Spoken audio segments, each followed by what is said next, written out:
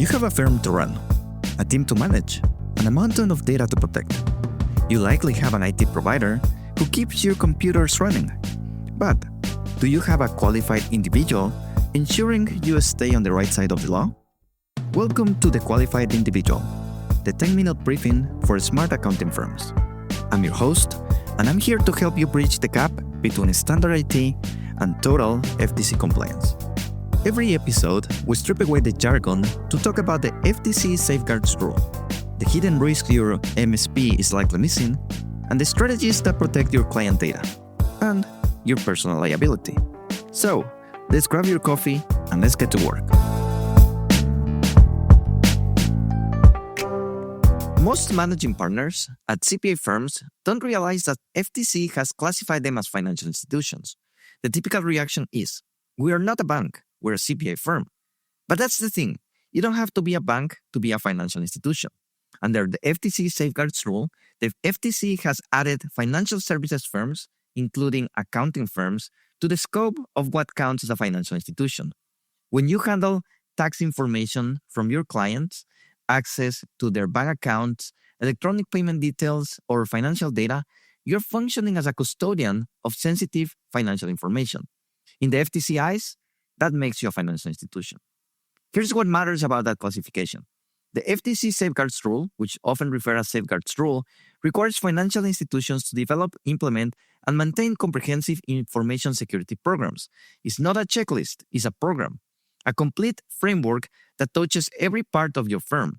The rule set out specific categories of what needs to be included, and the expectation is that those requirements scale with your firm, complexity, and risk profile. The rule has been updated a couple of times over the past few years, and the most recent update, which became effective for smaller financial institutions like CPA firms, was December 2023, where it tightened up requirements significantly. The rule now requires you to have a qualified individual, someone specifically designed to oversee and manage your security program, not your IT vendor, not your managing partner, who already has hundreds of other things going on. A qualified individual whose job, whether either full-time or part-time, includes responsibility for making sure your security program actually works. This person is accountable to your firm's leadership for security outcomes.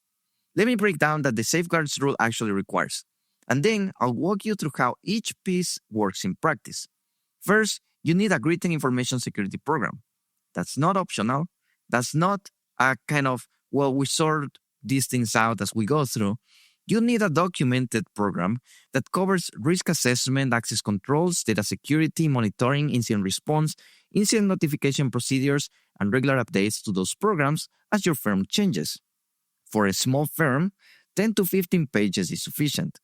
It must be owned by your firm and updated annually. Second, you need to do regular risk assessments, not once a year as a checkbox.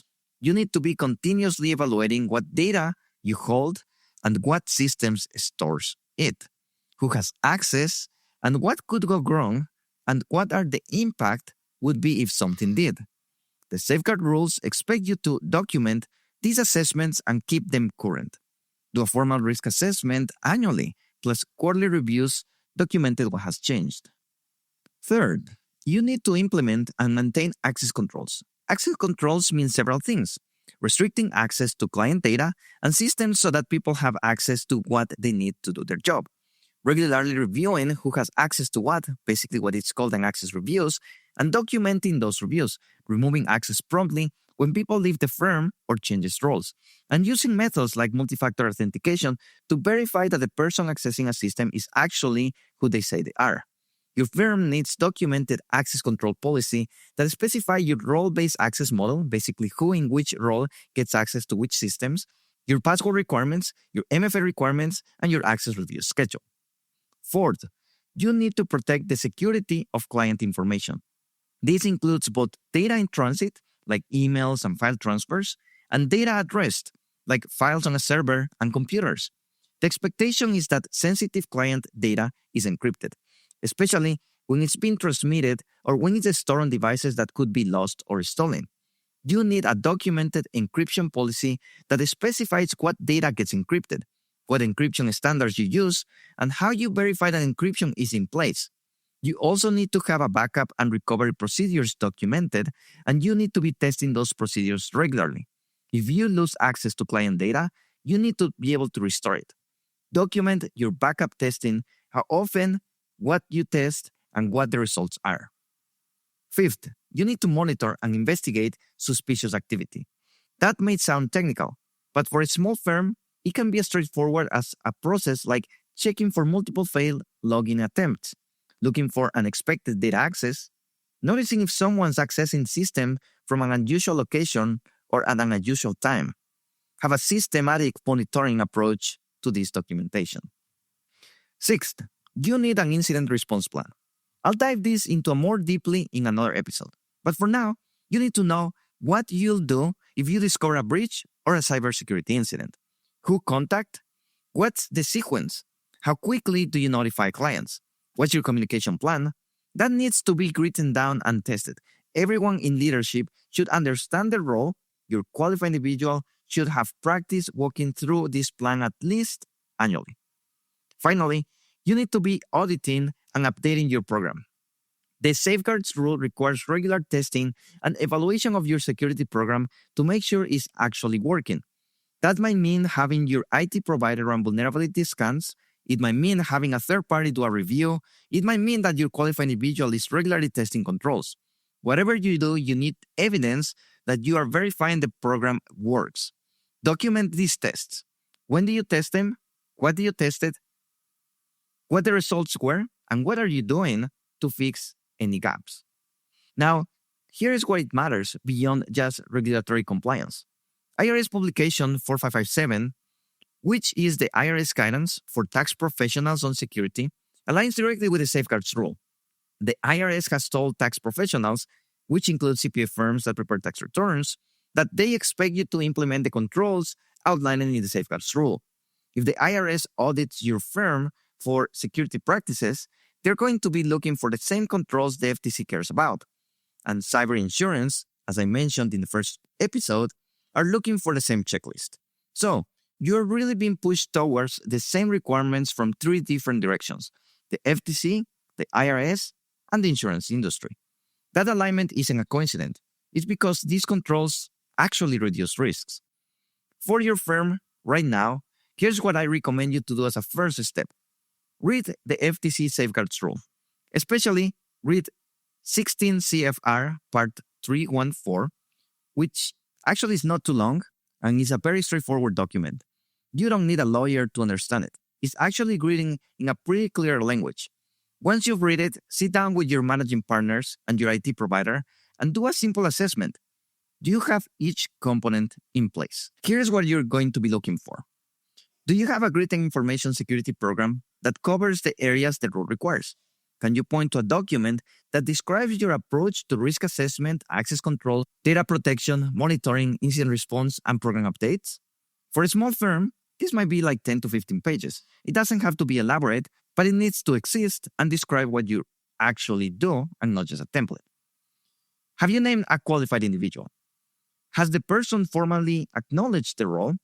Is there a document saying who this person is and what they're responsible for?